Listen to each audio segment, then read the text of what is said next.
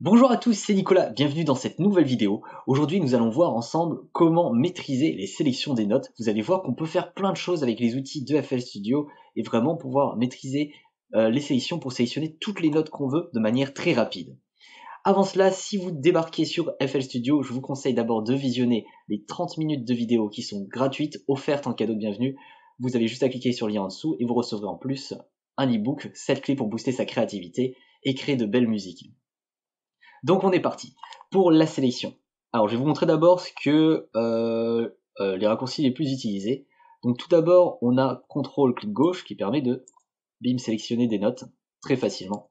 Sélectionner des notes c'est très pratique, ça permet de toutes les bouger en même temps, faire des modifications sur toutes les notes. Si ici je veux modifier le volume que de certaines notes, voilà, je peux faire comme ça, avec Shift clic gauche par exemple. Voilà, c'est très pratique, on peut faire plein de choses. Si je fais CTRL SHIFT clic gauche, ça me permet d'ajouter d'autres notes à la sélection. Par exemple, je veux ajouter celle-là, je veux ajouter celle-là, je peux les sélectionner une par une si je veux, avec un clic gauche, toujours en maintenant CTRL SHIFT et clic gauche à chaque fois. Ça permet d'ajouter des notes. Si je veux en enlever, au contraire, je fais CTRL SHIFT clic gauche, mais là vous voyez que si je le fais sur une note, ça ne marche pas. En fait, il faut bien que je démarre de la note que je veux enlever. Je peux soit cliquer dessus, soit démarrer sur une note et étendre la sélection pour en enlever plusieurs.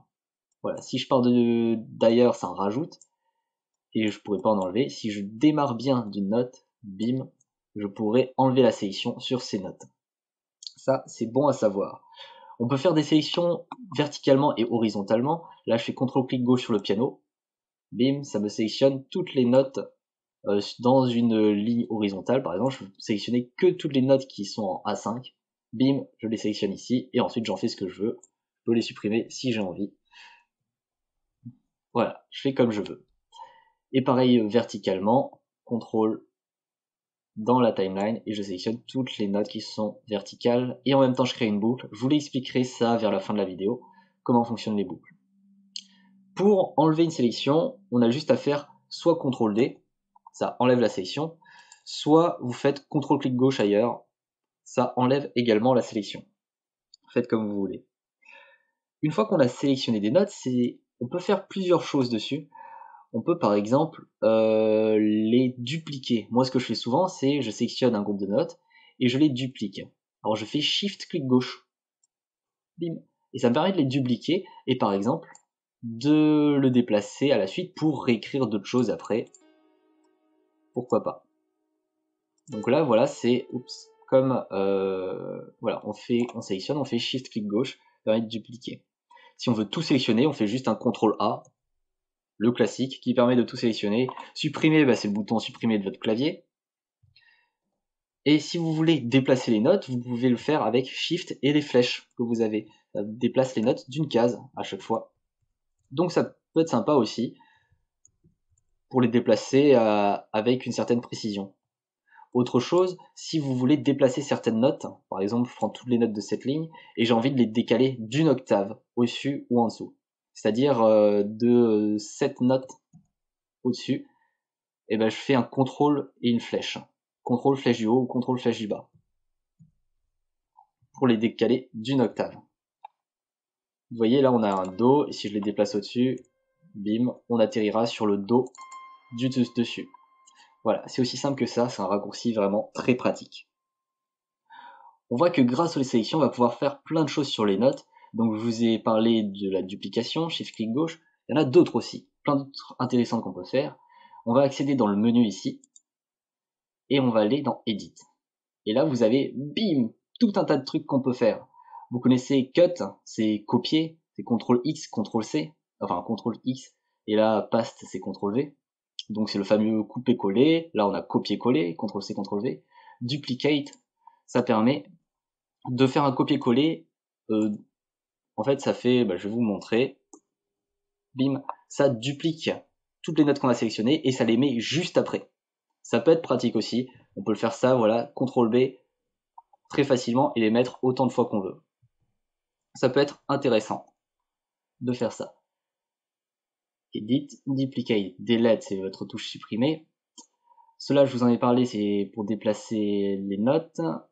Rotate. Alors, les rotate, c'est comme quand on déplace des notes, sauf que, par exemple, là, je vais créer... voilà, je vais sélectionner ces notes, par exemple. Et si je faisais Shift, flèche de droite, par exemple, ça les déplace. Et si je vais à gauche, je vois que là, même si je continue à appuyer, je suis bloqué. C'est normal, on arrive au bord de la playlist, je peux pas aller encore plus à gauche. Si je fais CTRL SHIFT flèche de gauche, et ben en fait ça va faire défiler toutes mes notes en les faisant réapparaître à droite. Donc voilà, je pourrais continuer à déplacer mes notes en les faisant réapparaître depuis la fin du voilà, de la sélection. Donc c'est ça en fait ce que ça veut dire le rotate. Transpose up, transpose down, on les a vus, c'est enfin ouais, shift up, shift down, déplacer d'une octave, contrôle flèche du haut, contrôle flèche du bas. Discard length, c'est shift D, bah, je vais vous montrer tout de suite. Bim, ça met toutes les notes à la même longueur, et cette longueur, ça va être la longueur d'une case. Donc voilà, pour vous remontrer, vous voyez, là les notes, elles ont toutes des longueurs un peu différentes. C'était, alors je sais plus, c'était contrôle, shift, alors c'était shift D, bim, toutes mes notes ont la même longueur, et c'est la longueur d'une seule case. Voilà, on continue.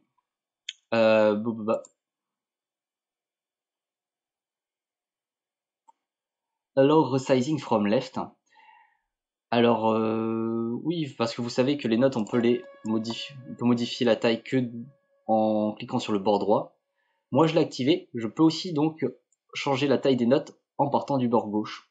C'est une option, voilà, que vous pouvez activer ou désactiver comme vous le souhaitez. Alors, resizing from left. Change color, bon, ça parle tout seul, ça va changer la couleur des notes. Ça va mettre la couleur qui est définie par défaut ici. C'est-à-dire que ici, je change de couleur. Maintenant, je sélectionne des notes et je fais Alt-C. Toutes mes notes sélectionnées deviendront bleues parce que c'est la couleur qui est sélectionnée ici. Donc, Change Color. Mute et Unmute, voilà, vous sélectionnez des notes, toutes les notes sélectionnées, vous allez les muter comme ça, ou les démuter comme ça, c'est-à-dire les rendre audibles. Insert Space permet d'insérer un espace dans la sélection. Je vais vous montrer ça. Voilà, vous en doutez sûrement, mais bon. J'ai fait une sélection. Je peux faire soit CTRL Insert, soit cliquer sur le bouton. Bim. Alors ça m'a fait ça, en fait, ça l'a fait sur la boucle. Ça prend en compte d'abord la boucle. Donc je vais faire CTRL D pour enlever ça. Et je vais refaire ma sélection. Ah d'accord, là je peux pas... D'accord, donc ça ne fonctionne qu'avec les boucles. Ok, donc je sélectionne une boucle en haut. Je vais vous parler tout de suite comment on fait des boucles ici. Alors, on crée une boucle. Et maintenant je fais CTRL Insert. Bim. Toutes les notes qui ont débuté dans l'espace défini par ma boucle ont été décalées vers la droite. C'est comme si on avait rajouté un vide à la place de cet espace. Je fais CTRL Z pour revenir en arrière. On peut faire la même chose mais en coupant les notes, en faisant Slice and Insert Space. CTRL Alt Insert. Et là vous allez voir, ça va faire exactement pareil, mais ça va couper la note qui est à cheval, qui débute avant la boucle, mais qui continue dessus. Bim, voilà, c'était cette note-là qui a été coupée littéralement, et on a mis un espace à l'intérieur. Et enfin, si on veut faire l'inverse, c'est CTRL supprimer, CTRL supr. Ça fait l'inverse, ça supprime l'espace vide et ça raccorde. Je peux refaire CTRL sup si je veux. Voilà, ça va supprimer à chaque fois les notes qui sont dans ma sélection. Hop. Et voilà, ça concernait ça. Les deux éléments suivants, je vous en parlerai. Ah bah je vous en ai parlé en fait dans la vidéo. Ça concernait, hop, le channel, l'éditeur d'événements. Donc voilà, regardez la vidéo précédente du coup. Maintenant on a vu ce qu'on peut faire avec les sélections. Voyons ce qu'on peut faire pour sélectionner encore mieux. Alors encore mieux c'est relatif parce que vous allez voir qu'il y a des raccourcis qui sont un peu chelous. Là, si je clique sur Select, si je fais un clic droit dessus, bim, je tombe sur un menu. Alors là, vous avez encore plein de raccourcis clavier, je vous en ai déjà expliqué quelques-uns. Celui qui est un peu caché là, c'est le deselect, c'est CTRL D pour désélectionner. Tout sélectionner, CTRL A. Les deux suivants sont assez bizarres. Hein. Select one at random, Shift R et more at random, je vais tous vous les montrer.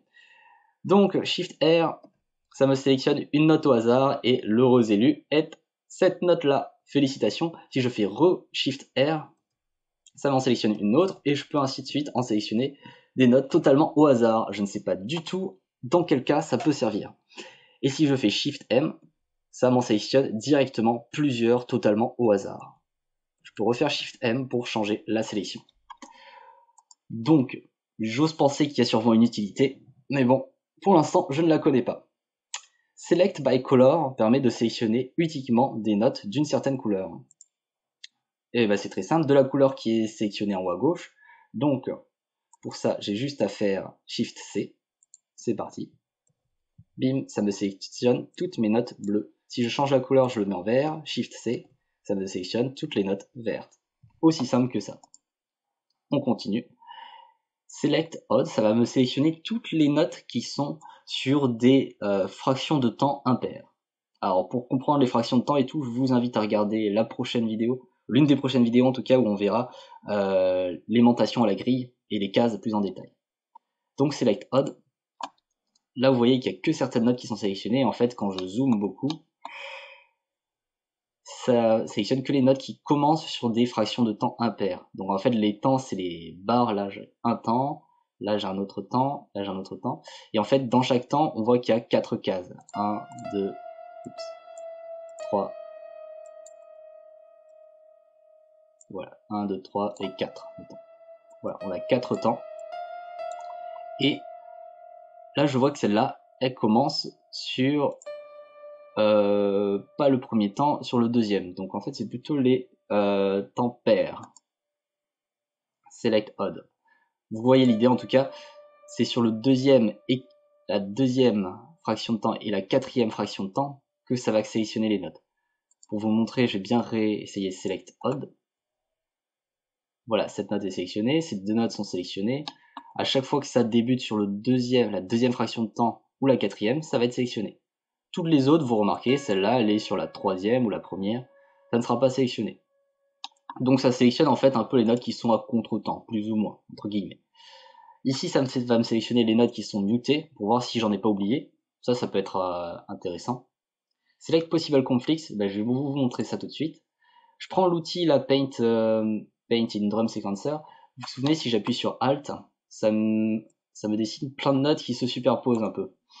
Et bien en fait, l'outil Select Possible Conflicts va me sélectionner toutes les notes qui se superposent et du coup qui peuvent être des erreurs d'inattention. Par exemple, si j'ai créé une note ici et que par mégarde j'en ai créé une, bon là elle est dessus donc. Voilà, si par mégarde j'en ai créé une pile par-dessus et que je la vois pas, ça peut être embêtant, je peux avoir des sonorités que je veux pas. Donc pour vérifier que j'ai aucun cas comme ça, Select Possible Conflicts, ça va me sélectionner toutes les notes qui sont superposées à d'autres. Donc là je vois que c'était le cas ici aussi. Hop, et ben voilà, je vois que j'avais deux notes superposées, par exemple. On continue. Alors, Select Timer on Selection, ça parle tout seul. Quand je fais une sélection, je fais Shift O. Non, ce n'était pas Shift O. C'était CTRL Entrée, donc rien à voir. CTRL Entrée. Ça me sélectionne, ça me crée une boucle en fait tout simplement autour de la sélection. Et enfin, CTRL flèche de gauche ou flèche de droite va me permettre tout simplement de déplacer la boucle. Rebonjour, j'avais juste oublié de vous parler de deux outils qui peuvent être assez utiles. Là, quand on fait une sélection, on peut avec Shift I inverser la sélection, c'est-à-dire que toutes les notes sélectionnées ne vont plus être sélectionnées et vice versa. Voilà, vous comprenez, ça a juste inversé la sélection. Et l'autre outil dont je voulais vous parler, on le retrouve ici tout en bas, c'est le Magic Lasso. Alors comment ça marche? En fait, quand on l'active, si je vais faire CTRL D pour tout enlever, quand on l'active, j'ai juste à survoler certaines notes pour les sélectionner. Là, j'ai appuyé sur rien du tout. J'ai juste survolé les notes avec mon lasso, en fait, avec l'option activée, et j'ai créé un cercle autour des notes que je voulais sélectionner pour les sélectionner. Je refais ailleurs pour vous montrer. Voilà. Et si je refais un tour, ça zoome dessus. Voilà, ça c'était les deux outils dont je voulais vous parler. Mais qu'est-ce qu'une boucle? Une boucle, vous l'avez compris, en fait, c'est un espace qui va se répéter tout seul. Donc si je veux répéter juste cette section, je crée une boucle ici, j'appuie sur espace. Voilà, aussi simple que ça me crée une boucle qui va se lire, voilà, en boucle du coup. Pour créer une boucle facilement, on fait CTRL et clic gauche. Et ça me permet de dessiner ma boucle où je veux, et voilà, de la dessiner vraiment comme je veux. Si je veux enlever une boucle, je fais CTRL D, comme on l'a vu, ou bien CTRL clic gauche ailleurs, ça marche aussi. Quand j'ai dessiné une boucle, je peux modifier les bords avec plus de précision avec clic droit. Hop, comme ça, je peux modifier les bords de ma boucle et les ajuster comme je le veux. Et on l'a vu, voilà, CTRL entrée permet de créer une boucle autour des notes que j'ai sélectionnées. Et voilà, ça c'était pour les boucles. Bah écoutez, félicitations à vous d'être resté jusqu'à la fin de la vidéo, ça faisait beaucoup d'informations. Je vous invite à la revoir pour voir vraiment les détails qui vous ont le plus intéressé. Si ça vous a appris des choses, mettez un like sur cette vidéo et abonnez-vous si vous êtes intéressé par la MAO et que vous voulez en apprendre beaucoup plus. On se retrouve dans la prochaine vidéo. D'ici là, amusez-vous bien, faites-vous plaisir et à bientôt. Ciao ciao.